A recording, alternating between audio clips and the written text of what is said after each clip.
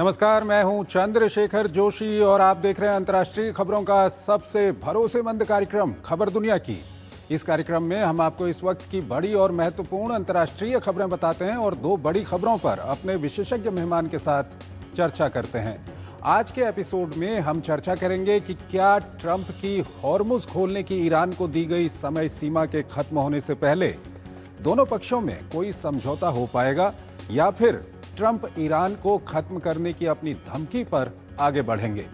साथ ही हम चर्चा करेंगे कि बांग्लादेश में तारिक रहमान के नेतृत्व में नई सरकार बनने के बाद क्या बांग्लादेश और भारत के संबंधों में खटास कम हुई है। होंगी और भी महत्वपूर्ण और अंतर्राष्ट्रीय खबरें, लेकिन सबसे पहले इस वक्त की अंतर्राष्ट्रीय हेडलाइंस। ट्रंप की डेडलाइन खत्म होने से पहले ईरान पर ताबड़तोड़ हमला, अमेरिका ने खार्ग द्वीप पर बोला धावा।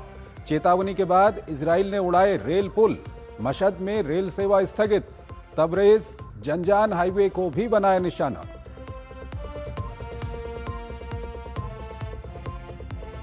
हमलों से बौखलाए ईरान ने दी मुंहतोड़ जवाबी कार्रवाई की धमकी, कहा रेड लाइन पार की तो क्षेत्र तक सीमित नहीं रहेंगे हमले।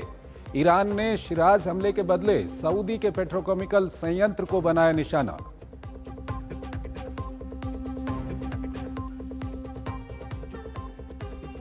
तेज हुआ यूक्रेन युद्ध, रूस ने दक्षिण पूर्व के 2 शहरों को बनाया निशाना। 7 लोगों की मौत। हंगरी ने फिर दोनों पक्षों के बीच शांति शिखर सम्मेलन की मेजबानी की जताई इच्छा, जेडी वैंस से मुलाकात में कही बात।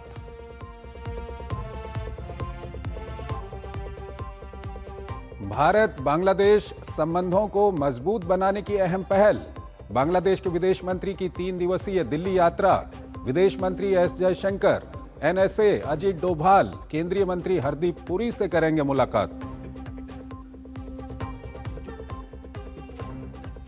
वियतनाम की राजनीति में एक नए युग की शुरुआत। कम्युनिस्ट पार्टी के जनरल सेक्रेटरी तो लाम चुने गए नए राष्ट्रपति।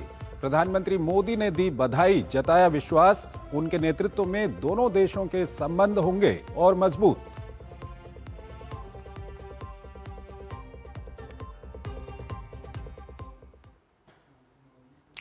और आइए पहली बड़ी खबर की ओर आपको लिए चलते हैं। अमेरिका और ईरान के बीच तनाव अब खतरनाक मोड़ पर पहुंच चुका है। हॉर्मुज स्ट्रेट को लेकर अल्टीमेटम की घड़ी खत्म होने से पहले ही इजराइल और अमेरिका ने ईरान में कई जगहों पर बड़े हमले शुरू कर दिए हैं। राष्ट्रपति डोनाल्ड ट्रंप की चेतावनी और ईरान की सख्त शर्तों ने हालात और ज्यादा गंभीर बना दिए हैं। इजराइल के हमले, ईरान की जवाबी कार्रवाई और खाड़ी क्षेत्र में बढ़ता तनाव पूरी दुनिया की चिंता बढ़ा रहा है। आइए ताजा घटनाक्रम पर आपको एक रिपोर्ट दिखाते हैं और फिर इस पर अपने विशेषज्ञ मेहमान से हम चर्चा करेंगे। We're giving them till tomorrow, 8 o'clock Eastern Time, and after that, they're going to have no bridges, they're going to have no power plants. राष्ट्रपति ट्रंप की माने तो ईरान के लिए ये कयामत की रात है। अगर हॉर्मुज स्ट्रेट नहीं खुला और कोई समझौता नहीं हो पाया तो ऐसी तबाही मचाई जाएगी कि एक रात में ही ईरान खत्म हो जाएगा। हॉर्मुज खोलने की ट्रंप द्वारा दी गई समय सीमा अमेरिकी समय के अनुसार रात 8 बजे खत्म हो रही है। तब भारत में बुधवार के सुबह 5:30 बजे होंगे। हालांकि ट्रंप का मानना है कि ईरान के मौजूदा नेता अच्छी नीयत से बातचीत कर रहे हैं, लेकिन नतीजा अब भी अनिश्चित बना हुआ है। हालांकि ईरान ने अस्थायी युद्ध विराम के प्रस्ताव को पहले ही खारिज कर दिया है। ईरान ने मध्यस्थों के सामने 10 शर्तें रखी हैं। इसमें संघर्ष को स्थायी रूप से खत्म करने और प्रतिबंध हटाने और हॉर्मुज स्ट्रेट से सुरक्षित आवाजाही के लिए एक नया प्रोटोकॉल तैयार करने की मांग की है। इस बीच पाकिस्तान में ईरानी राजदूत ने कहा कि युद्ध रोकने की कूटनीतिक कोशिशें अब नाजुक और अहम मोड़ पर पहुंच गई हैं। हालांकि उन्होंने इसे लेकर कोई विस्तृत जानकारी नहीं दी। ईरान के राष्ट्रपति मसूद पेजेश्कियान के बयान से यही पता चलता है कि ईरान अमेरिका के साथ अपनी शर्तों से किसी तरह समझौता करने के मूड में नहीं है। उन्होंने एक्स पर लिखा कि 14 लाख से अधिक बहादुर ईरानी देश की रक्षा के लिए अपने प्राणों की आहुति देने के लिए तैयार हैं। वहीं IRGC ने ट्रंप की धमकियों को बेबुनियाद बताते हुए कहा है कि ट्रंप इनके जरिए अपनी सैन्य असफलताओं को छिपाने की कोशिश कर रहे हैं। इस बीच कुवैत में ईरानी राजदूत ने खाड़ी देशों से तनाव कम करने में आगे आने की अपील की है। उन्होंने कहा कि हालात और बिगड़े तो पूरे क्षेत्र पर बहुत बुरा असर पड़ेगा। इस बीच इजराइल ने ईरान के लोगों को अगले 12 घंटे ट्रेन का इस्तेमाल न करने और रेल की पटरियों से दूर रहने की चेतावनी जारी की है। मंगलवार सुबह एक्स पर जारी हुए बयान के अनुसार ये समय सीमा रात 9 बजे तक की है। इजराइल का आरोप है कि ईरान के रेलवे नेटवर्क का इस्तेमाल हथियार पहुंचाने में हो रहा है।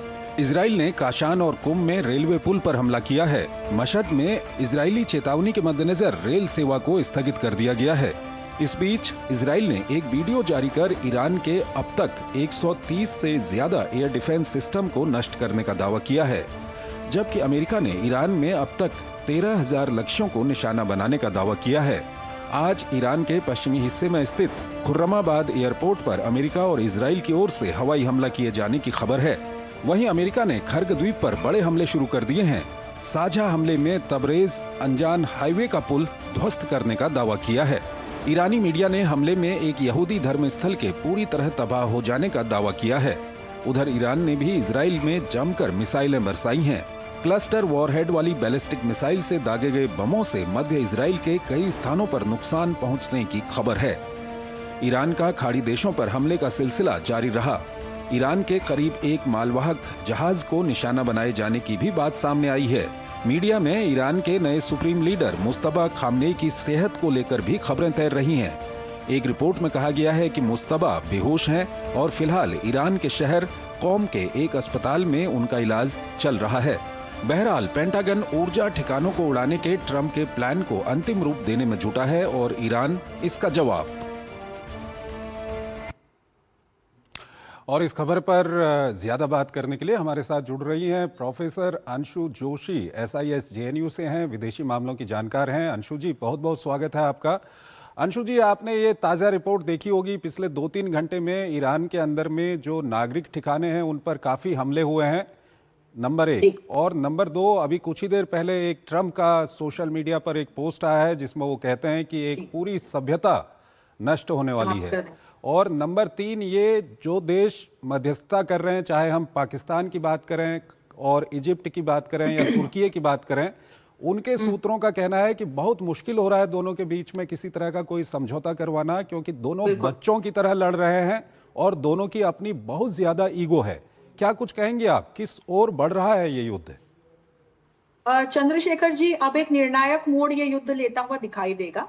और पिछले कुछ दिनों में जब से ये संघर्ष शुरू हुआ, इनफैक्ट इसके पहले युद्ध के 28 फरवरी के लगभग 5-6 दिन पहले मुझे ये लग रहा था कि ट्रंप कभी भी ईरान पर हमला करेंगे, और मैंने बहुत जिम्मेदारी के साथ अलग अलग चैनल्स पर ये बात रखी। फिर मैंने कहा ईरान इस बार सिर्फ प्रॉक्सीज को एक्टिवेट नहीं करेगा, खुद भी गल्फ कंट्रीज पे और अलग अलग जगह हमले करेगा यदि खामेनेई एलिमिनेट हो जाते हैं या उनको कहीं छुपाना पड़ता है तो।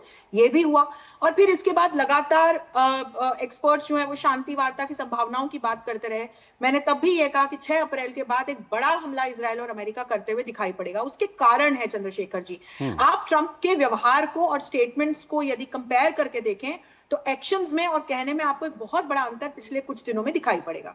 तो ये जो समय उन्होंने ईरान को दिया, वो समय नहीं दिया, उन्होंने अपने लिए समय बाय आउट किया है। और इस इतने समय में, जिसको कि एक टैक्टिकल पॉज कहते हैं कूटनीति की या युद्ध नीति की भाषा में, इजराइल और खाड़ी देशों के साथ उन्होंने सब कुछ कैलकुलेट करके ये डिसाइड किया होगा कि यदि, पहली बात तो ईरान पे यदि बूट्स ऑन ग्राउंड भेजने, जो कि भेजना कठिन है, तो कैसे भेजे जाएंगे, और दूसरा समुद्री रास्ते को कैसे सिक्योर किया जाए और स्ट्रेट ऑफ हॉर्मुज को कंटेन करने के लिए कैसे आगे बढ़ा जाए। तो अब देखिए, खार्ग द्वीप पे हमला कर दिया है इजराइल ने, कल लेबनान पे एक और हमला किया है, दूसरी और ईरान की बहुत सारी सिविलियन और इसके साथ साथ एनर्जी साइट्स पर हमला किया, पार्ट्स पर हमला किया है कल ईरान ने, इजराइल ने। और इसके अलावा आप देखिए कि अब जो कल रात को प्रेस कॉन्फ्रेंस प्रीपोन हुई है, ये प्रेस कॉन्फ्रेंस ट्रंप ने की, उसमें उन्होंने अपने पायलट को, जो उनकी सेना बहुत सफलतापूर्वक ईरान के ट्रेन से बचा करके ले गई है, उसके लिए अपनी खुद की भी पीठ थपथपाई, सेना की भी, और फिर ये संदेश दिया कि अब 6 अप्रैल के बाद कुछ भी हो सकता है। जो मैं लगातार कहती चल रही हूं कि एक ऑल आउट स्ट्राइक के लिए अब अमेरिका जाएगा, क्योंकि ऐसा कैसे हो सकता है चंद्रशेखर जी कि एक ऐसा शक्तिवान देश जिसको कि पूरे विश्व में एक हेजेमोनिक पावर के रूप में जाना जाता है, यदि वो हार के या शांति वार्ता के माध्यम से बाहर निकलेगा तो फिर उसकी क्या इमेज रह जाएगी। तो ऐसा कैसे हो सकता है कि इजीली बाहर निकल जाए? अंशु जी, उस देश को कौन ये अधिकार देता है कि वो पूरा वॉर क्राइम करे और साथ ही साथ वहां पर नागरिक ठिकानों पर हमले करे, एनर्जी के जो ठिकाने हैं उस पर हमले करे? कैसे? चंद्रशेखर जी, यहां पर हमको काले और सफेद के बीच ग्रे स्पेस में खड़े होकर के देखना पड़ेगा, क्योंकि भगवत गीता के अध्याय 2 के श्लोक 31 से 40 तक यदि हम युद्ध की व्याख्या को देखें या कौटिल्य के अर्थशास्त्र में युद्ध की व्याख्या को देखें तो युद्ध तब इनएविटेबल है, जायज है या करना चाहिए जब धर्म के लिए या न्याय के लिए हो रहा हो। आप यदि यहाँ अमेरिका और ईरान दोनों को देखेंगे तो आपको समझ में आएगा कि ईरान पर यदि अमेरिका पर हम प्रश्न चिन्ह लगाते हैं तो क्या ईरान पर हमें प्रश्न चिन्ह नहीं लगाना चाहिए? बिल्कुल लगाना चाहिए, बिल्कुल लगाना चाहिए। ईरान जिस तरह से हॉर्मुज को जिस तरह से ईरान ने बंद किया है वो बिल्कुल गलत है। आप अपने आसपास के खाड़ी देशों पर ईरान ने जिस तरह से हमला किया, और यदि ये कारण था कि जहां जहां यूएस बेसिस हैं या यूएस की जिनसे मित्रता है हम वहां हमला करेंगे, तो फिर पाकिस्तान पर हमला क्यों नहीं किया? क्योंकि चीन की जो सारी सहायता है वो पाकिस्तान की बॉर्डर से ही ईरान को मिल रही है। दूसरा, सबसे बड़ा आतंकवाद को पल्लवित पोषित करने का काम न सिर्फ पश्चिम एशिया में आसपास भी ईरान लगातार बिल्कुल वैसे ही करता चला आ रहा है जैसे पाकिस्तान करता है। न्यूक्लियर मैटर्स को लेकर के खाड़ी देश लगातार चिंतित थे, जिस तरह से ईरान लगातार बहुत तेजी से अपने यूरेनियम को एनरिच कर रहा था। अभी 441 किलो का 60% से अधिक एनरिच्ड यूरेनियम ईरान के पास है। 5 दिनों के अंदर लगभग 1 दर्जन बम बनाने की कैपेसिटी उसके पास है, और हमें नहीं पता कि अगर बना के भी रखे हों, और अभी हमें कुछ इस प्रकार से पता चले, क्योंकि जब डियागो गार्सिया पर ईरान ने हमला किया तब सारे एक्सपर्ट्स को समझ में आया कि ईरान के पास 2500 किलोमीटर से अधिक मारक क्षमता की मिसाइल्स हैं, जो कि अभी तक हम 1500-1700 किलोमीटर। हालांकि ईरान कहता है कि ये इजराइल ने हमला किया था और ईरान का नाम लगाया जा रहा है इसमें। नहीं, ये ईरान ने अपनी तरफ से खंडन दिया, लेकिन जिस तरह की रिपोर्ट्स आ रही हैं, जिस तरह से पता चल रहा है, जिस तरह से मॉरिशस से अगर आप वहां की न्यूज पढ़ें तो आपको पता चलता है कि हमला ईरान ने किया था। इजराइल क्यों करेगा डियागो गार्सिया पर हमला? वहां पर बहुत बड़ा यूएस बेस है, तो इजराइल क्यों डियागो गार्सिया पर हमला करेगा? तो इसीलिए ईरान को यदि हम देखें तो ईरान पर भी प्रश्न चिन्ह है। दरअसल वक्त कम है, हम आपसे ये जानना चाहेंगे कि अब अगर ईरान और अमेरिका के बीच में कोई समझौता नहीं होता तो क्या दुनिया देखेगी कि अमेरिका पूरे ईरान को नष्ट कर देगा? ईरान को नष्ट करने की बात मुझे ट्रंप करते हुए नजर नहीं आ रहे हैं। मुझे ट्रंप वहां रिजीम बदलते हुए नजर आ रहे हैं। नहीं, वो अभी कुछ देर पहले उन्होंने लिखा है कि पूरी सभ्यता खत्म होने वाली है। सभ्यता नहीं, उन्होंने कहा है कि हम ईरान को पाषाण युग में ले जाएंगे। उन्होंने ये वक्तव्य दिया है, और ये उन्होंने कल अपने प्रेस कॉन्फ्रेंस के स्टेटमेंट में भी कहा है कि यदि ईरान ने स्ट्रेट ऑफ हॉर्मुज नहीं खोली, हमारी बात नहीं मानी, तो फिर हम ईरान को पाषाण युग में ले जाएंगे। तो एक सभ्यतागत आक्रमण की बात नहीं है यहाँ पर। ईरान के वैसे भी आप देखिए न्यूक्लियर साइट सारे तबाह हैं, सिविलियन साइट्स पर हमला चल रहा है, नेवल साइट्स, कोनारक जैसा इतना बड़ा नेवल साइट ईरान का पहले ही अमेरिका तबाह कर चुका है। तो बहुत बुरी स्थिति ईरान की है, क्योंकि युद्ध ईरान की धरती पर लड़ा जा रहा है। जी ठीक है अंशु जी, एक और विषय है, उस पर अभी हम बात करेंगे। एक छोटा सा ब्रेक हमको यहाँ पर लेना है, एक छोटा सा ब्रेक।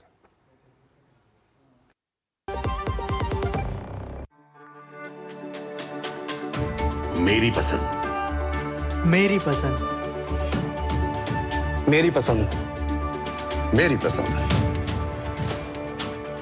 हमारी पसंद, हम सबकी पसंद। मजबूत देश का मजबूत सरिया हो गया स्टील।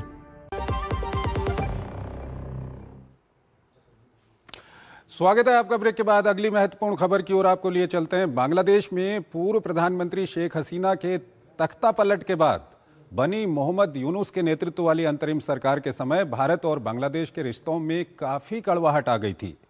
हाल ही में बांग्लादेश में तारिक रहमान के नेतृत्व में नई सरकार बनी है। ऐसे में आप ज़रूर जानना चाहते होंगे कि क्या बांग्लादेश की नई सरकार के साथ भारत के संबंधों में कोई सुधार आया है? अगर हाँ, तो ये किस दिशा में आगे बढ़ रहे हैं? आइए आपको इससे जुड़ी एक रिपोर्ट दिखाते हैं और फिर इस पर अपने विशेषज्ञ मेहमान से चर्चा करेंगे।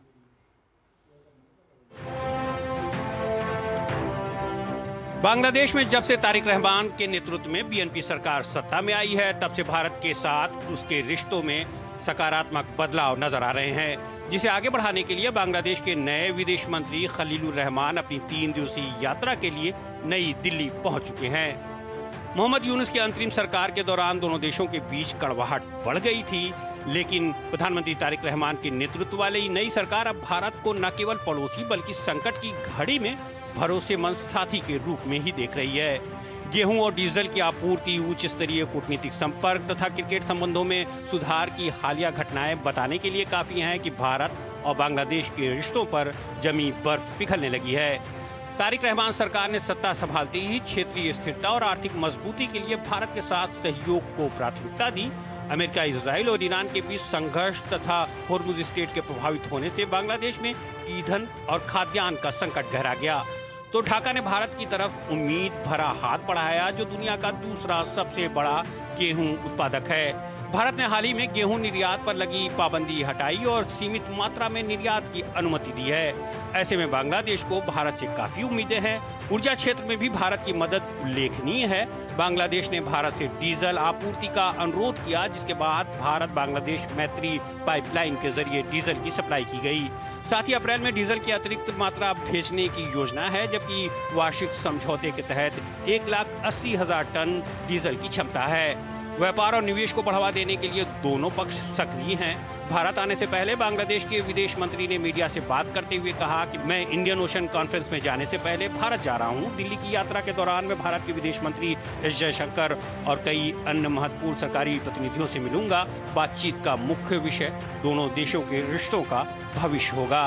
क्रिकेट भी भारत और बांग्लादेश के रिश्तों में सुधार का जरिया बन रहा है। मुस्तफिजुर रहमान और T20 विश्व कप से जुड़ी घटनाओं ने जहां तल्खी को जन्म दिया था, वहीं अब बांग्लादेश क्रिकेट बोर्ड खुद ही BCCI को पत्र लिखकर द्विपक्षीय संबंध सुधारने और नए सहयोग की इच्छा जताई है। भविष्य में दोनों देशों के बीच व्यापार, ऊर्जा, जल संसाधन और कनेक्टिविटी पर और गहरे सहयोग की संभावनाएं हैं। बांग्लादेश के साथ शुरू हो रहा ये नया अध्याय साबित करता है कि सच्ची दोस्ती संकट में परखी जाती है और भारत उस परख पर हमेशा खरा उतरता है। प्रोफेसर अंशु जोशी हमारे साथ जुड़ी हुई हैं SIS JNU से, विदेशी मामलों की जानकार हैं। अंशु जी, भारत और बांग्लादेश के संबंधों को लेकर के जब वहां पर मोहम्मद यूनुस अंतरिम सरकार के मुखिया थे, काफ़ी हम लोगों ने बातचीत की और उस वक्त पे जिस तरह के संबंध थे, अब क्या दिखता है आपको, ये संबंध कहाँ पहुँच गए हैं नई सरकार के दौरान? आप अपना सिस्टम अनम्यूट कर लीजिए मैडम। जी, ये देखना सुखद है चंद्रशेखर जी कि चाहे कनाडा जैसा देश हो, नेपाल या बांग्लादेश, जिस तरह से पिछले कुछ समय में कुछ जिस प्रकार के षड्यंत्र वहां जो भी कारण रहे हों, हमने इस पर विस्तार से चर्चा भी की। सरकारों के साथ भारत के संबंध थोड़े खराब हुए, लेकिन ये भारत की सफल कूटनीति कही जाएगी कि कनाडा में भी जब सरकार बदली, नेपाल में अभी जब सरकार बदली और विशेषकर बांग्लादेश में अब जब सरकार बदली, BNP की के परचम तले नई सरकार बनी है और वहां के विदेश मंत्री खलीलुर रहमान आज से लेकर 9 अप्रैल तक की राजकीय यात्रा पर भारत आ रहे हैं।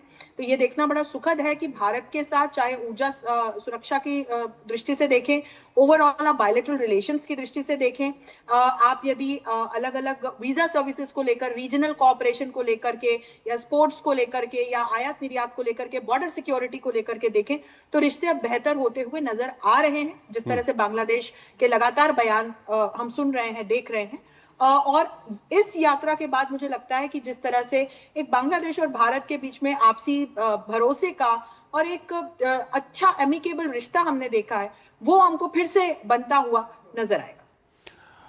एक जो शिकायत थी जब मोहम्मद यूनुस वहाँ पर थे, तो ये शिकायत थी कि वहाँ पर हिंदू अल्पसंख्यकों के खिलाफ या दूसरे अल्पसंख्यकों के खिलाफ वहाँ पर काफ़ी अत्याचार होते हैं।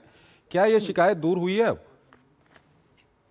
इस एक समस्या को लेकर के लगातार भारत सरकार की तरफ से टिप्पणियां और स्टेटमेंट्स भी हमने देखे और हम सभी ने ये भी अनफोल्ड होते हुए देखा था कि किस तरह से मोहम्मद यूनुस की इंटरिम सरकार के परचम तले भारत की जो हिंदू हैं या जैन हैं या दूसरे जो वहां के बांग्लादेश की जो माइनॉरिटी कम्युनिटी है, उनके ऊपर किस तरह से बर्बरतापूर्ण अटैक्स किए गए, उनके साथ किस तरह का व्यवहार किया गया। और डेमोग्राफिकली भी हम देखें तो लगातार जब से बांग्लादेश बना है उसके बाद से आज यदि हम देखते हैं तो अल्पसंख्यक जो ये कम्युनिटी है उसमें बहुत बड़ी मात्रा में गिरावट आई है। लेकिन अब BNP सरकार ने इस बात का न सिर्फ भरोसा दिलाया है, अब जब ये फॉरेन मिनिस्टर की यात्रा हो रही है तो मुझे लगता है इस एक बिंदु को लेकर के जरूर चर्चा होगी कि जो ये माइनॉरिटी कम्युनिटी बांग्लादेश की है, जो हमारे हिंदू हैं या जैन हैं या सिख हैं या दूसरे समुदायों से हैं, उनकी वहां पर मानवीय सुरक्षा और हर प्रकार की सुरक्षा की जिम्मेदारी सरकार को लेनी चाहिए। तो मुझे लगता है इस एक पक्ष पर हमें चीजें बहुत तेजी से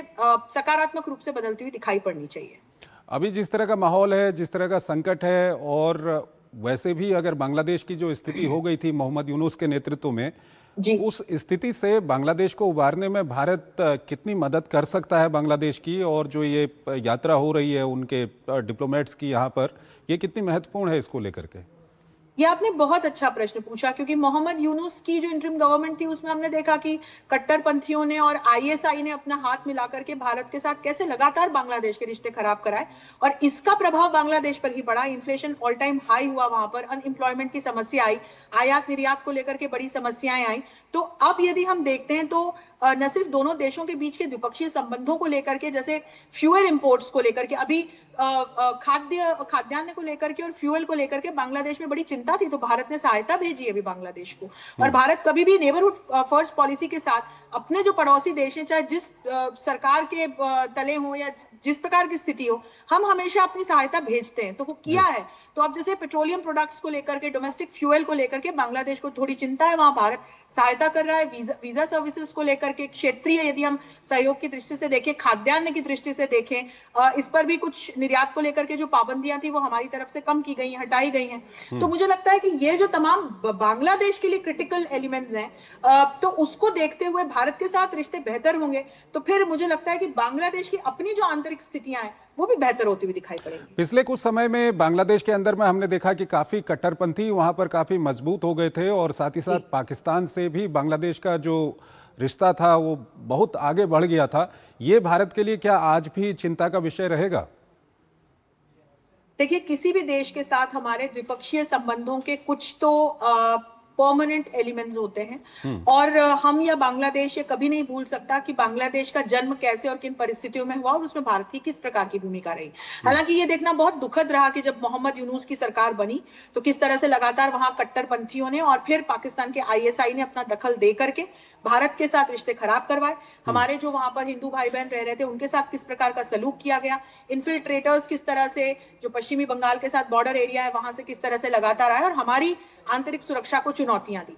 लेकिन भारत जैसा देश जो आज वैश्विक राजनीति में एक प्रणेता के रूप में उभरा है, एक शक्तिवान देश के रूप में उभरा है, ये हमारी सफल कूटनीति है कि बहुत शांति के साथ, स्थिरता के साथ।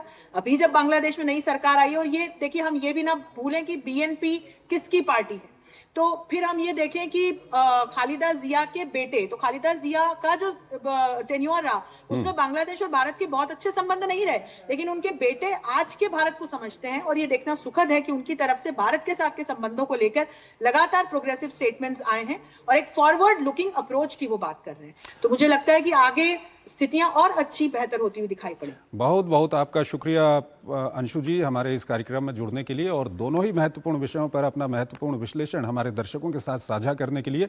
इसी के साथ अंतर्राष्ट्रीय खबरों के हमारे इस खास कार्यक्रम को हम यहीं पर समाप्त करते हैं, लेकिन जाते जाते आपको छोड़ जाते हैं आज की कुछ और महत्वपूर्ण और बड़ी अंतर्राष्ट्रीय खबरों के साथ। आप इन खबरों को देखिए और हमारी पूरी टीम को इजाजत दीजिए। नमस्कार।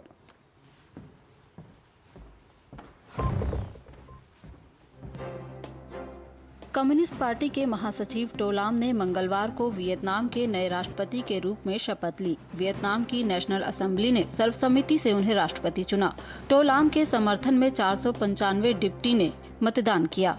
भारत के प्रधानमंत्री नरेंद्र मोदी ने टो लाम को वियतनाम का राष्ट्रपति चुने जाने पर बधाई दी है।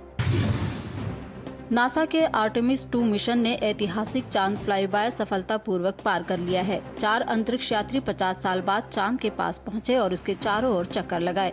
मिशन ने अपोलो 13 के 2,48,655 मील के रिकॉर्ड को पार किया, जो अप्रैल 1970 में किया गया था।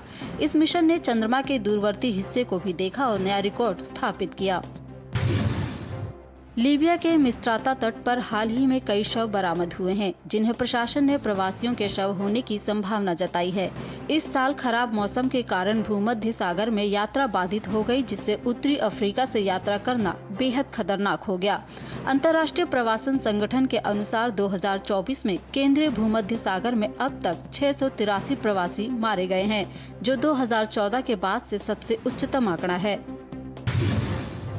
ईस्टर संडे की प्रार्थना सभा के दौरान नाइजीरिया के कड़ुना राज्य के अरिको गांव में चर्च पर हमला हुआ। बंदूकधारियों ने 5 लोगों की हत्या कर दी और 35 लोगों को अगवा कर लिया। हमलावर लुटेरे मोटरसाइकिलों पर सवार होकर कड़ुना राज्य के अरिको गांव पहुंचे। पादरी ने बताया कि हमलावरों ने भागते हुए लोगों को मारना शुरू कर दिया। पनामा सिटी में ब्रिज ऑफ द अमेरिकास के पास फ्यूल टैंकर में जोरदार धमाका हुआ, जिसके बाद भीषण आग लग गई। इस हादसे में कई लोग घायल हो गए। धमाके के बाद काले धुएं का गुबार आसमान में छा गया। घटना बालबोआ इलाके के एक ऑयल टैंक फैसिलिटी में आग लगने से हुई। आग की लपटें पुल तक पहुंच गई, जिससे अफरा तफरी मच गई। बांग्लादेश में खसरे के बढ़ते प्रकोप से बीते एक महीने में 100 से ज्यादा बच्चों की मौत हो गई है, जिसके बाद सरकार ने खसरा रूबेला टीकाकरण अभियान शुरू कर दिया है। विश्व स्वास्थ्य संगठन, यूनिसेफ और गावी वैक्सीन अलायंस की साझेदारी में 18 उच्च जोखिम वाले जिलों में 6 महीने से 5 वर्ष तक के बच्चों को टीका लगाया जा रहा है। यूनिसेफ के मुताबिक 15 मार्च से अब तक 7,500 संदिग्ध मामलों में 900 से ज्यादा में खसरे की पुष्टि हो चुकी है।